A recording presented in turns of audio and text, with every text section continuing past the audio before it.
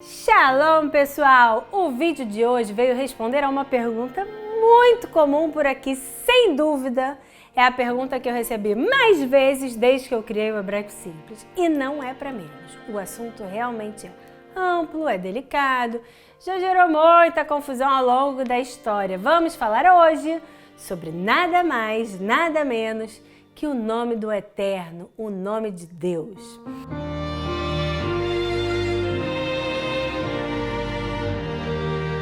Shalom! Eu sou a Morá Miriam, professora de Hebraico e Cultura Judaica e idealizadora do Hebraico Simples, essa academia de hebraico online.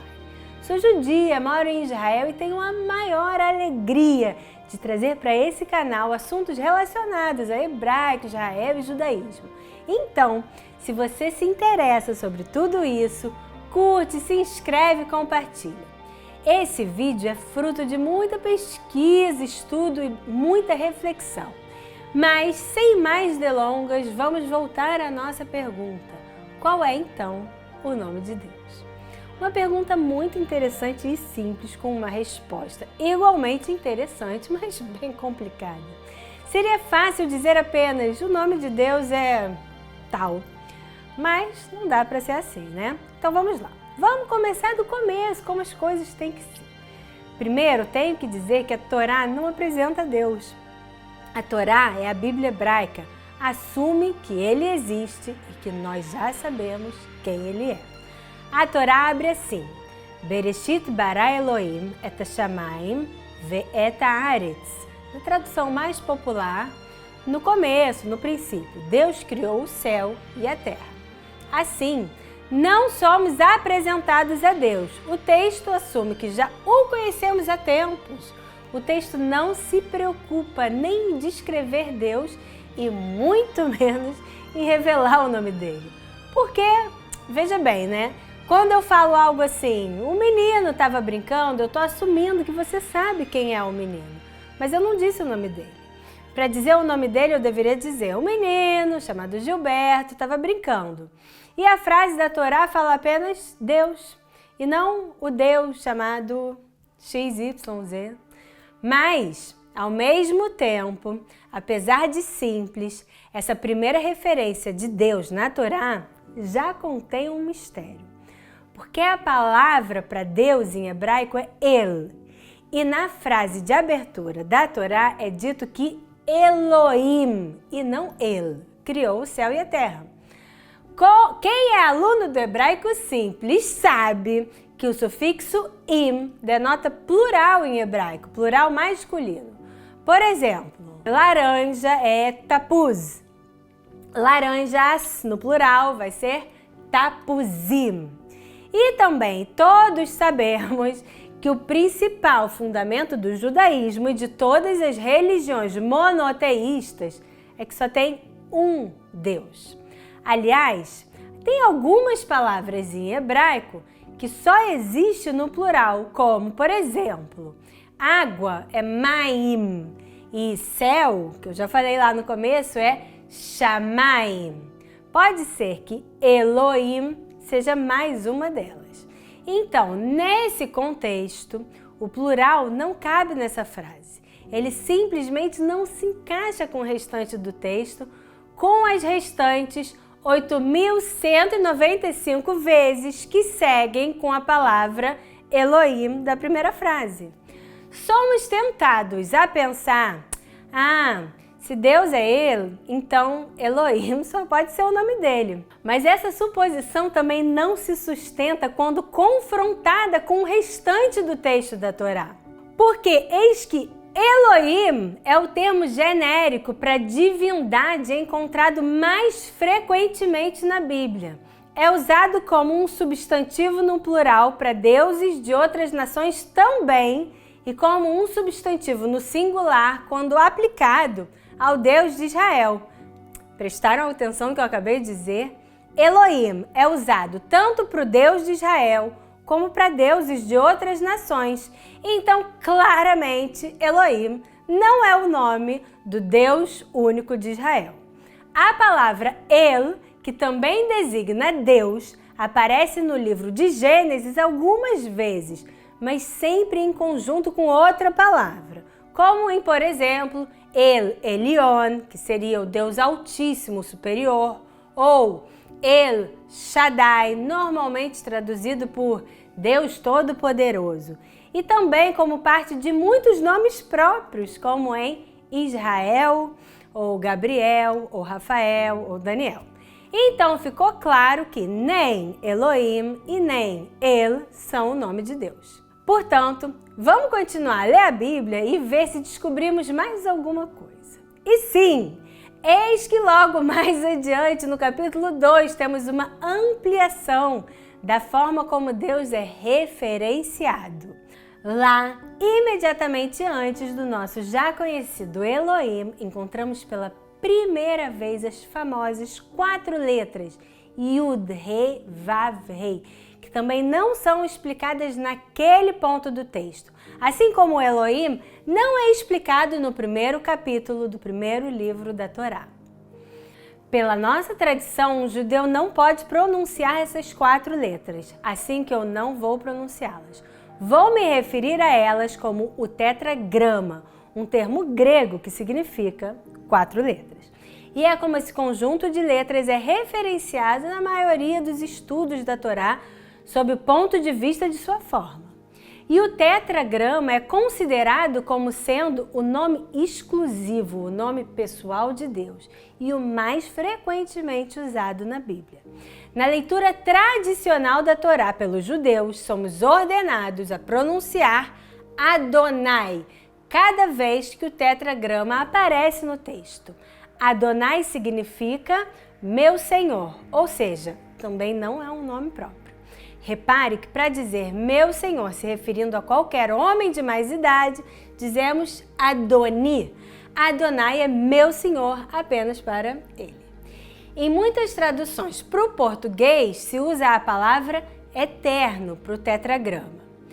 A frase no 2º capítulo de Gênesis, em hebraico Bereshit, onde ele aparece pela primeira vez, é Ele toldot hashamayim ve'haaretz beibaram, beyom asot Adonai Elohim, eretz ve'shamayim. Essa é a história do céu e da terra em sua criação, no dia em que fez o Eterno, terra e céu. Um momento muito significativo da nossa história acontece no 2º livro da Torá, em Shemot, Êxodo, quando temos a revelação de Deus a Moisés sobre seu nome. Vaidaber Elohim el Moshe, vaiomer elav, ani Adonai, vairá el Avraham, el Yitzhak ve'el Yaakov, be'el Shaddai, ushmi Adonai, lo nodati lahem. Deus falou a Moisés e lhe disse, eu sou Adonai, eu apareci para Abraão, Isaque e Jacó como El Shaddai, mas meu nome, Adonai, eu não anunciei a eles. Bem, vocês vão dizer, Morá, terminou aqui o mistério, né? Deus, Elohim em hebraico, fala claramente para Moisés, eu sou Adonai, esse é o meu nome, apesar de que eu não me fiz conhecer assim até agora. E vocês têm razão, aqui termina o mistério do nome de Deus. Ele é o tetragrama, as 4 letras que os judeus não pronunciam, substituindo por Adonai cada vez que elas aparecem nos textos. Mas isso resolve apenas parte do mistério, pois se sabemos agora como se escreve o nome de Deus, a gente não sabe como pronunciar. Mesmo se quiséssemos desobedecer a tradição judaica que proíbe os judeus de pronunciar o tetragrama, a gente não saberia como fazer isso. Ué, por que isso? Não basta ler as 4 letras e pronto? Você não sabe hebraico, Morá? Não é assim. Vocês lembram que o texto da Torá não está vocalizado originalmente. Isso é, o texto da Torá não tem as vogais. Nas 22 letras do alfabeto hebraico não se inclui nenhuma vogal, é tudo consoante. E uma palavra só com consoantes é praticamente ilegível. Justamente por isso que os maçoretas, no início da Idade Média, bem depois, na cidade de Tiberíades, em Israel, criaram um sistema de vogais para a língua hebraica, se chama Nikud. São os pontinhos e tracinhos que vemos normalmente embaixo das letras. Dessa forma, eles vocalizaram todo o texto bíblico e padronizaram a forma como ele deve ser lido, combinando várias tradições antigas de leitura. Quando eles chegaram no tetragrama, surgiu um grande problema, pois não havia tradição alguma para a pronúncia daquelas 4 letras. O tetragrama era lido como Adonai, mas as letras de Adonai eram diferentes das letras do tetragrama. Devem ter passado muitos dias, talvez anos, pensando na solução e decidiram o seguinte: vamos pegar as vogais de Adonai e as consoantes do tetragrama. Assim, não mudamos as letras da Torá e, ao mesmo tempo, lembramos ao leitor de trocar a leitura do tetragrama por Adonai. Quem prestou atenção viu que a primeira vogal mudou disso para isso. Mas por que, Morá? Eu vou te explicar isso bem superficialmente, porque o sistema de vogais é complexo e esse não é o assunto dessa aula. Então, resumindo, esses 2 pontinhos na vertical se chamam Shva e não podem estar debaixo de um grupo específico de consoantes, as guturais. E o Aleph, que é a primeira letra de Adonai, faz parte desse grupo. Por isso que, na verdade, esse pontinho equivale gramaticalmente a esse. Se vocês quiserem uma explicação mais aprofundada sobre esse tema, me pede nos comentários e algum dia eu faço. Prometo, não sei quando. Muitos séculos depois, nos anos 1700, um escritor transcreveu a Bíblia exatamente como ele a leu, ou seja, Yehová, Jeová, que desde então entrou para muitas traduções da Bíblia cristã. Aprendemos que Jeová é, então, o produto da transposição das vogais de Adonai para dentro do tetragrama. O vídeo poderia terminar aqui, não é? Vamos ver o resumo de tudo que a gente já viu até agora. Em Bereshit, Gênesis, Deus não é referenciado por um nome próprio, e sim pela palavra que designa Deus, Elohim, ou El. No começo de Êxodo, Shemot, Deus revela seu nome, o tetragrama, que pela tradição judaica é pronunciado como Adonai.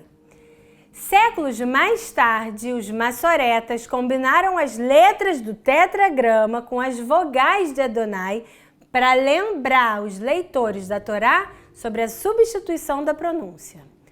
Passam-se mais alguns séculos, o tetragrama foi transliterado para letras latinas como Jeová.